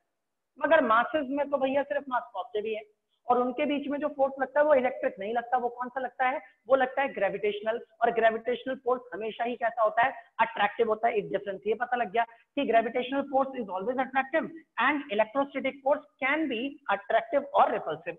आप एक डिफरेंस ये भी बता सकते हो कि इलेक्ट्रिक फोर्स का फॉर्मूला होता है Q1 Q2 अपॉन r² और ग्रेविटेशनल फोर्स का फॉर्मूला हो गया Gm1 M2 अपॉन में r²। ये भी तो डिफरेंस बता सकते हैं। अच्छा कोई सिमिलैरिटी पूछ दे तो क्या होगा एक सिमिलैरिटी? आप बोलोगे sir this force is inversely proportional to the square of the distance and this is also inversely proportional to the square of the distance. और एक चीज अगर हम और देखें तो हम ये बता सकते हैं एक डिफरेंस और इसका मेन अच्छा खासा डिफरेंस, कि यहाँ पर जो कांस्टेंट है, ये कांस्टेंट की वैल्यू होती है 1/4 पाई एप्सिलॉन नॉट। और एप्सिलॉन नॉट किसके बारे में बताता है? मीडियम के बारे में। इट मींस कि this force depends on the medium but this force does not depend on the medium. ये मीडियम पर डिपेंड नहीं करता। इनके बीच में लगने वाला फोर्स मीडियम पे नहीं डिपेंड करता। दुनिया के किसी भी कोने में चले जाओ, ये कांस्टेंट को ना हम कांस्टेंट नहीं बोलते, इसे बोलते हैं यूनिवर्सल कांस्टेंट। पूरी दुनिया में हर जगह पे ये कांस्टेंट है, तो जो पूरे यूनिवर्स में से हम, इसलिए इसको बोला यूनिवर्सल कांस्टेंट। इसे यूनिवर्सल नहीं बोलते क्योंकि मीडियम बदलेगा तो फोर्स भी बदल जाएगा। इसमें कह सकते हैं मीडियम बदलने पर कोई फर्क नहीं पड़ने वाला और इसमें मीडियम बदलने पर फर्क पड़ेगा। ऐसे और भी डिफरेंसेस हैं। और एक चीज अगर देखी जाए तो कहते हैं कि charge always comes with mass but mass जो है वो चार्ज के साथ नहीं आता। मतलब चार्ज हो भी सकता है, नहीं हो सकता। इसका क्या मतलब? मतलब ये है कि अगर कोई बॉडी है तो भाई अगर बॉडी है और आप उसे देख रहे हो और वो एग्जिस्ट कर रही है तो उसके पास क्या होगा? मास होगा। अगर इसके पास मास है तो हो सकता है इसके पास चार्ज हो भी सकता है और चार्ज नहीं भी हो सकता। मतलब बॉडी के पास मास होगा तो ही वो चार्ज होगी या फिर वो चार्ज नहीं भी होगी। लेकिन मैं ये बोलूं कि किसी बॉडी के पास चार्ज तो है मगर मास नहीं है, तो आप बोलोगे सर ऐसा नहीं हो सकता। पहले चार्ज होने के लिए बॉडी का होना जरूरी है और बॉडी होगी तो मास होगा। इट मींस कि charge always comes with the mass. जिसके पास मास है उसी के पास चार्ज हो सकता है या नहीं हो सकता। लेकिन आपको बोलूं कि मेरे पास एक बॉडी है जिसके पास चार्ज है मगर उसका मास नहीं है, तो आप बोलोगे ऐसा पॉसिबल नहीं होता। एक और चीज अगर देखी जाए तो अगर एक सिंपल और आसान शब्दों में मैं आप लोगों को बोलूं तो मास और चार्ज में ना एक डिफरेंस और होता है। वो ये होता है कि चार्ज जो है वो स्पीड पर नहीं डिपेंड करता। बट मास जो है वो स्पीड पर डिपेंड करता है। आपने ये चीज सुनी होगी, मैं आपको बता देता हूँ। अगर आपके पास ये चार्ज क्यू है और आप इसे लेके भाग रहे हो, आ रहे हो, जा रहे हो, इस चार्ज पे कोई फर्क नहीं पड़ने वाला, इसकी स्पीड बढ़ाओ घटाओ, जितना चार्ज ये पहले था क्यू उतना ही बाद में भी रहेगा। लेकिन अगर कोई बॉडी है एम नॉट, उसका रेस्ट मास है। रेस्ट मास उसे कहा जाता है जो बॉडी जब रुकी हुई है तब उसका जितना मास होता है, that is called rest mass. Einstein ने एक इक्वेशन डिराइव करके हमें बताई थी, वो इक्वेशन का फॉर्मूला था, वो इक्वेशन ये थी m is equal to M naught upon under root of 1 minus B square upon में सी स्क्वायर। उन्होंने ये कहा कि अगर कोई बॉडी मूव करती है, चलती है बहुत तेज स्पीड से, तो उसका मास कांस्टेंट नहीं रहता, उसका मास बढ़ना शुरू हो जाता है। कैसे बढ़ता है जी, इस फॉर्मूले से आप निकाल सकते हो। लोगों ने पूछा एम नॉट क्या है, कह रहे एम नॉट बॉडी का रेस्ट मास है। रेस्ट मास मतलब जब बॉडी रुकी हुई है, चल नहीं रही, तो वो वाला मास है। सी क्या है, स्पीड ऑफ लाइट। वी क्या है, बॉडी जितनी वेलोसिटी से चल रही है वो वाली वेलोसिटी यहाँ रख दो, आपको उस टाइम का मास इसमें मिल जाएगा। इसका मतलब ये हुआ कि जो भी वेलोसिटी आप यहाँ रखेंगे उस वेलोसिटी पर उस बॉडी का मास आपको मिल जाएगा। ये इक्वेशन आप बड़ी क्लासेस में डिराइव भी करोगे, इसके बारे में और भी अच्छी अच्छी बातें जानोगे। इसका मतलब ये है कि जब हम बॉडी को लेके चलना शुरू करेंगे ना, तो उसका वजन बढ़ता है जैसे जैसे क्या बढ़ती है इसकी स्पीड। अब कई लोग सोच रहे होंगे कि सर हमारे पास तो गाड़ियों में कितना सारा सामान भरा रहता है, हम गाड़ी को कितनी ज्यादा स्पीड से चलाते हैं, लेकिन हमें तो नहीं लगता कि उसका वजन बढ़ गया है या उसके वजन में कोई बदलाव आया है। भाई वो होता है, लेकिन वो जो गाड़ियां हैं ना, जो हमारे आसपास की स्पीड है वो स्पीड बहुत ही कम है। यहाँ पर आइंस्टाइन ने ये कहा कि आपको ये बढ़ता हुआ मास तब अच्छे से नजर आएगा जब आपकी स्पीड जो है ऑब्जेक्ट की वो लाइट की स्पीड के कंपेरेबल हो। इसका मतलब तुम सोचोगे ट्रक, स्कूटर, कार, बाइक वगैरह लेके हम उसके अंदर ऑब्जेक्ट रखें और तेज की भागें तो मास बढ़ जाएगा, तो भाई उसमें ना हमें ये चीज ऑब्जर्व ही नहीं होगी और वहां पर ऐसा कुछ नहीं दिखाई देगा। लेकिन अगर आपकी स्पीड ना लाइट की स्पीड के कंपैरिजन हो, कंपेरेबल हो, यानी कि अगर मैं बोलूं 0.8c का मतलब समझ गए, लाइट की स्पीड का 0.8 टाइम्स, 0.6 टाइम्स इतनी स्पीड से कोई ऑब्जेक्ट भागता है तो उसका वजन बहुत ज्यादा, उसका मास बहुत ज्यादा क्या हो जाता है, इंक्रीज। तो आप ये कह सकते हैं कि चार्ज जो है वो स्पीड पर डिपेंड नहीं करता, स्पीड हो ना हो, चले ना चले कोई फर्क नहीं पड़ता, but mass increases with speed. अब भाई मुझे लगता है काफी डिफरेंसेस बता दिए हैं, ये सारे डिफरेंसेस आपके दिमाग में अपने आप फिट हो जाएंगे, आप एग्जाम में सोचोगे तो इनके जवाब और अच्छे से दे पाओगे। अब थोड़ा फटाफट कुछ क्वेश्चन हैं, जल्दी जल्दी खत्म करते हैं, फिर बाकी करेंगे नेक्स्ट क्लास। ओके नेक्स्ट एक नई चीज है भाई, आप लोगों के लिए, आपको नहीं पता होगी, मैं बता देता हूँ, लेकिन आप लोगों ने केमिस्ट्री में जरूर सुना होगा इसके बारे में। सवाल है can ever photon have charge, if not why. कह रहे क्या फोटोन के पास चार्ज होता है, पहले तो इसका जवाब देना है, फिर कह रहे अगर नहीं होता तो ये बताओ क्यों नहीं होता। अब देखिए ये सवाल ना आप लोगों ने, देखो फोटोन के बारे में मैं पढ़ाऊंगा, लेकिन जिनको मैंने 11th क्लास में पढ़ाया था ना, तो 11वीं क्लास के अंदर ना मैंने उनको वेव्स के बारे में जब पढ़ाया था तब मैंने एक इक्वेशन का जिक्र किया था, D Broglie's equation, D Broglie equation बोलते हैं, और वो बस मैंने डिटेल में थोड़ा सा जाकर के समझा दिया था। फिलहाल आप लोगों ने इस इक्वेशन के बारे में केमिस्ट्री में भी सुना होगा, तब के टाइम पर मैंने फोटोन के बारे में बात करी थी। अब सुनिए जरा ध्यान से, जिनको नहीं पता वो मैं थोड़ा सा बता देता हूँ। भाई लाइट के अंदर ना छोटे छोटे पार्टिकल्स होते हैं, उन छोटे छोटे पार्टिकल्स को हम लोग बोलते हैं फोटोन कहते हैं, that is called photon. Actual में लाइट को ना फोटो कहा जाता है। फोटो क्यों, आप लोगों ने फोटोसिंथेसिस रिएक्शन का नाम सुना होगा। फोटोसिंथेसिस क्यों बोलते हैं, क्योंकि फोटोसिंथेसिस से हमें दिख रहा है कि फोटोसिंथेसिस तब होता है जब लाइट आती है, किसकी, सन से आने वाली रोशनी आती है, तो सनलाइट को या लाइट को हम लोग क्या बोलते हैं, फोटो। और लाइट के अंदर जो छोटे छोटे पार्टिकल्स होते हैं उन पार्टिकल्स को बोलते हैं फोटोन। अब देखो छोटे छोटे पार्टिकल्स, इलेक्ट्रॉन जो आप सुन रहे हैं उसमें होता है इलेक्ट्रो प्लस में ओन मिलाया तो क्या बन गया, इलेक्ट्रॉन। प्रोटॉन की बात करें तो प्रोटो और प्लस में ओन मिला है तो ये क्या बन गया, प्रोटॉन। ऐसे ही न्यूट्रॉन की बात करी जाए तो न्यूट्रो और प्लस में ओन मिला है तो न्यूट्रॉन। ऐसे ही फोटोन्स क्या हो गए, फोटो मतलब लाइट में रहने वाले छोटे छोटे पार्टिकल्स में फोटो और प्लस में ओन मिला करके बना दिया एक word, that is called photon. और ये जो फोटोन है ये लाइट के छोटे छोटे पार्टिकल्स होते हैं। हमें इसके ऊपर एक चैप्टर पूरा पढ़ना है, मैं जब पढ़ाऊंगा तब बताऊंगा। और ये जो फोटोन होते हैं इनके ऊपर चार्ज नहीं होता, कितना चार्ज होता है, 0। दीज आर न्यूट्रल पार्टिकल, और इनके पास चार्ज इसलिए नहीं होता क्योंकि इनका रेस्ट मास जो होता है वो कितना होता है, 0। रेस्ट मास 0 होने का मतलब है कि ये जब तक चल रहे हैं ना तब तक ये एग्जिस्ट करते हैं, जब आप इन्हें रोक दोगे ना तो ये खत्म हो जाते हैं। तो मतलब रुकते ही नहीं, इनके पास मास होता ही नहीं है। जिनके पास मास है ही नहीं उनके पास चार्ज भी नहीं हो सकता। बस अभी इससे ज्यादा मैं आपको नहीं बता सकता, आप आगे की क्लासेस में और इनको जानोगे। सही है। नेक्स्ट क्वेश्चन है, does Coulomb's law of electric force obey Newton third law of motion. क्या कूलम्स लॉ न्यूटन के तीसरे लॉ को फॉलो करता है, ओबे करता है या नहीं? जी हाँ करता है, बिल्कुल। मैंने इसका थर्ड लॉ, वो क्या नाम है, कूलम्स लॉ को वेक्टर फॉर्म में लिखवाया था।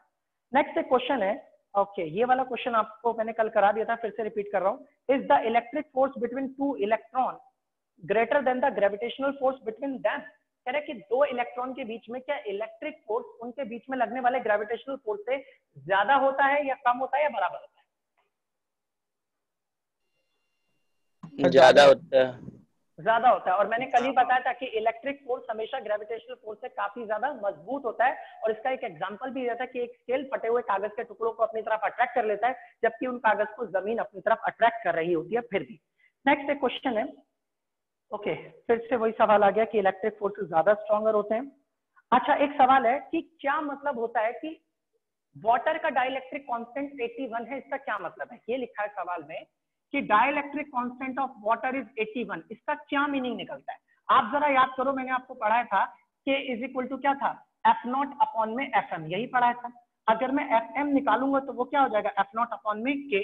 F0 की जगह F0 और K की वैल्यू कितनी है, 81। कोई पूछे भाई dielectric constant of water is 81, इसका क्या मतलब है? इसका मतलब ये है कि अगर दो चार्जेस के बीच में एयर में फोर्स F0 लग रहा है और मैं उसे वाटर में रख दूं तो उसके अंदर जो ये फोर्स है वो 81 टाइम्स जो है वो क्या हो जाएगा, रिड्यूस हो जाएगा। This is the meaning of this dielectric constant K is equal to 81। Next question पूछा हुआ है, force of attraction between two point charges placed at a distance d is F। कह रहे हैं हमारे पास दो पॉइंट चार्जेस है, पहला और दूसरा, इन दोनों के बीच का डिस्टेंस d है और इनके बीच में जो फोर्स लग रहा है वो कितना लग रहा है, F लग रहा है। सवाल में बोला what distance apart should they kept in the same medium so that the force between them is F/3। कह रहे ये बताओ मैं इन दोनों के बीच के डिस्टेंस को कितना बढ़ा दूं ताकि ये फोर्स ना कम होके F/3 हो जाए उसी मीडियम में।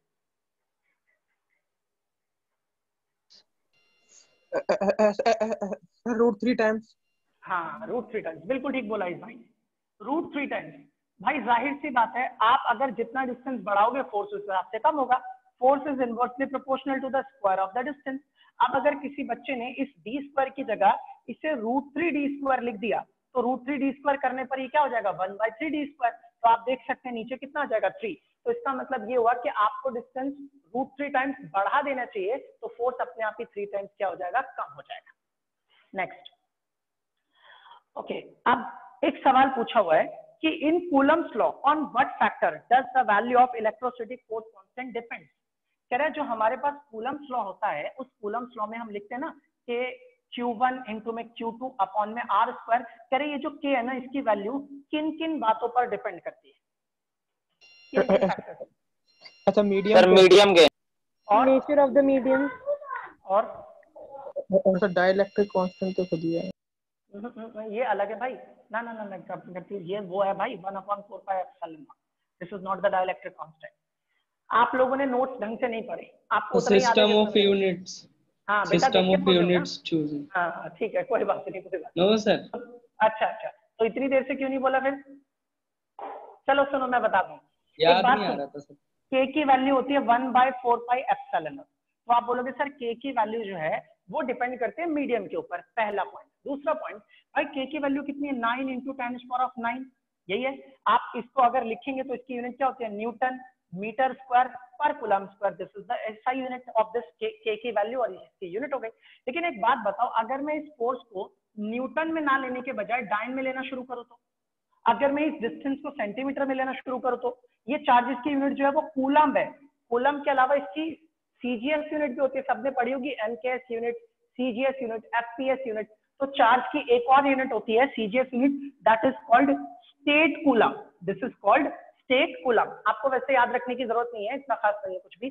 तो मेरा कहने का मतलब है भाई अगर इनकी यूनिट बदल दूंगा तो क्या तभी भी K की वैल्यू इतनी ही रहेगी क्या? नहीं। आप बोलोगे सर अगर किसी चीज की लंबाई 1 मीटर है तो यूनिट बदलने पर अब वो 100 मीटर हो गई। मतलब आप कह सकते हो कि पहले उसकी वैल्यू 1 थी, अब उसकी वैल्यू कितनी दिख रही है, 100। इट मीन्स कि आप बोल सकते हो कि K की वैल्यू सिस्टम ऑफ यूनिट के हिसाब से बदल जाएगी।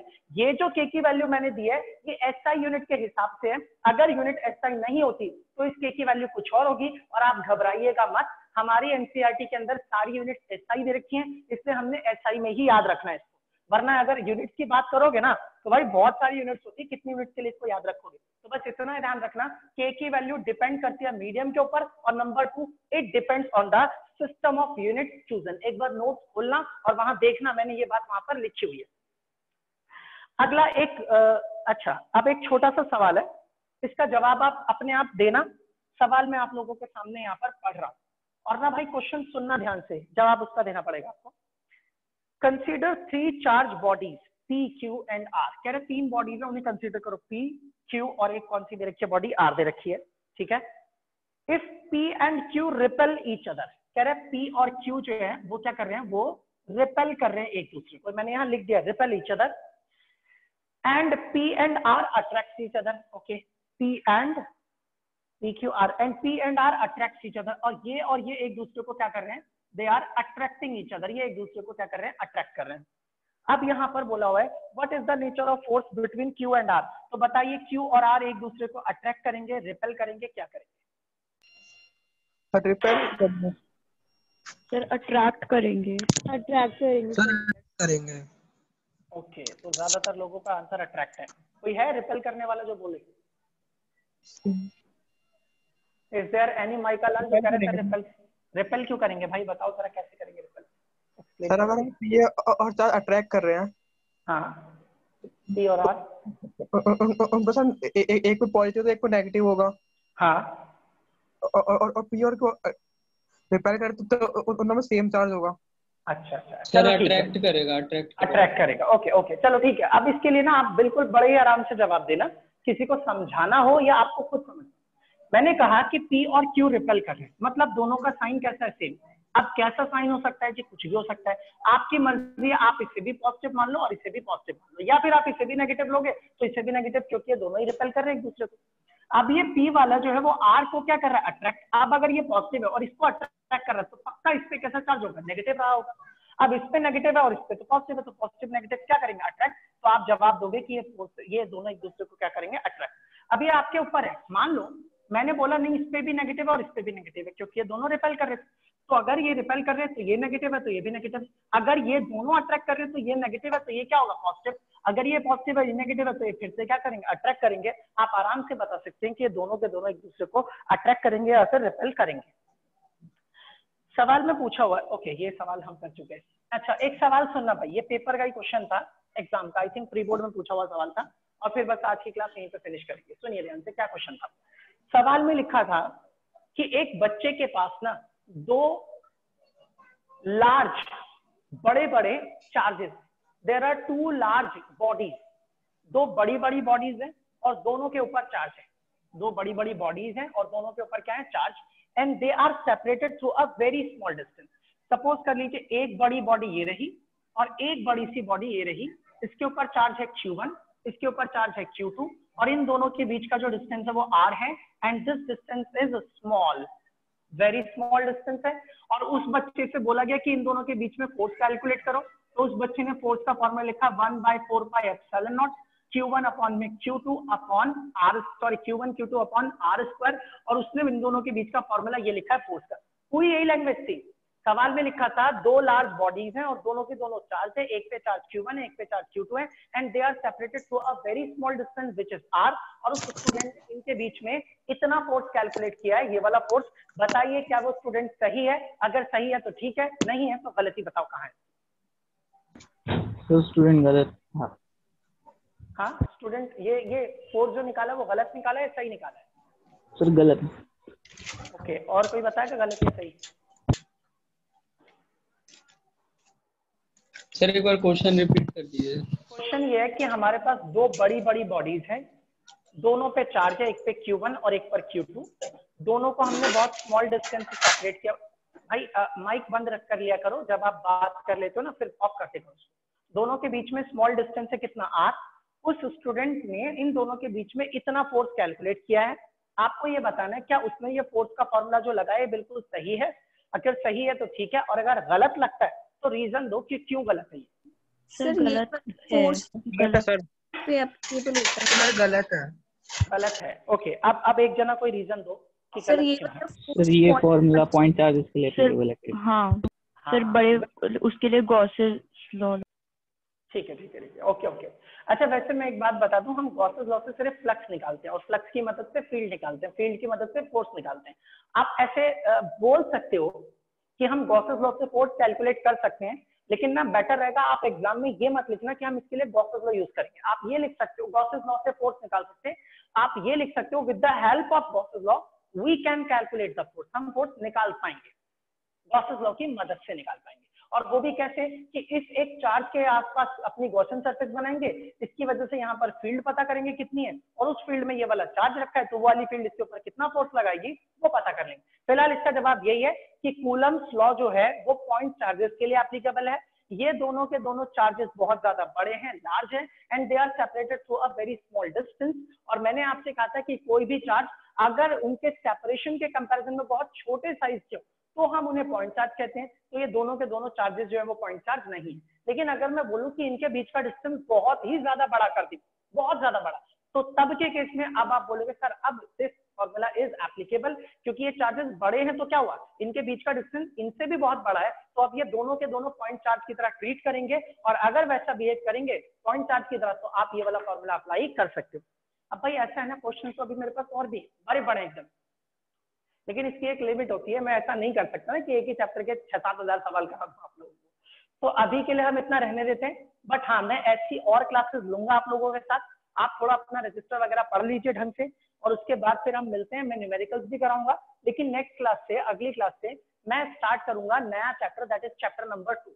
और नया चैप्टर जब मैं स्टार्ट करूंगा तो आप लोग ये मत सोचिएगा कि चलो अब नया चैप्टर स्टार्ट हो गया है, अब हम शुरू से पढ़ेंगे, सारी क्लासेस लेंगे और सब कुछ सही से हो जाएगा। आप सही से क्लासेस लो, लेकिन जब तक आपको फर्स्ट चैप्टर नहीं क्लियर है, आप लोगों को ये अगले चैप्टर में परेशानी होगी होगी, क्योंकि यहाँ पिछले चैप्टर के कई सारे टॉपिक यहाँ यूज होंगे, वहां क्लियर हो गए तो यहाँ दिक्कत नहीं होगी। और सारी की सारी वीडियोस मैंने अपलोड कर रखी हैं अब तक की। जिनका चैप्टर नंबर 1 कंप्लीटेड नहीं है वो प्लीज शुरू से लेके अब तक उसे कंप्लीट कर लो, और उसके बाद ही सेकंड चैप्टर देखोगे तभी समझ में आएगा, वरना आपके दिमाग में कंफ्यूजन बनी ही रहेगी। और अभी 1-2 बच्चे ऐसे थे शायद भाई जिन लोगों ने फीस पे नहीं की हुई है, प्लीज अपनी अपनी फीस पे कर देना। मैं नेक्स्ट क्लास में उन लोगों को एक्सेप्ट नहीं करूंगा। मतलब जिनके पेरेंट्स से मेरी बात हो चुकी है, मैं उनको नहीं बोल रहा, उनसे मेरी बात हो चुकी है, उन्होंने मुझसे थोड़ा सा टाइम लिया आगे पीछे करने का, मैं उनको नहीं कह रहा, लेकिन वो कुछ बच्चे ऐसे हैं जिन्होंने मुझसे बात भी नहीं करी, एक आधे जने को मैंने ऐड कर दिया। प्लीज अपनी अपनी फीस पे कर दीजिएगा ताकि आप आगे से अपनी क्लासेस कंटिन्यू कर पाए। ठीक है, किसी को कोई डाउट है तो पूछ लीजिए।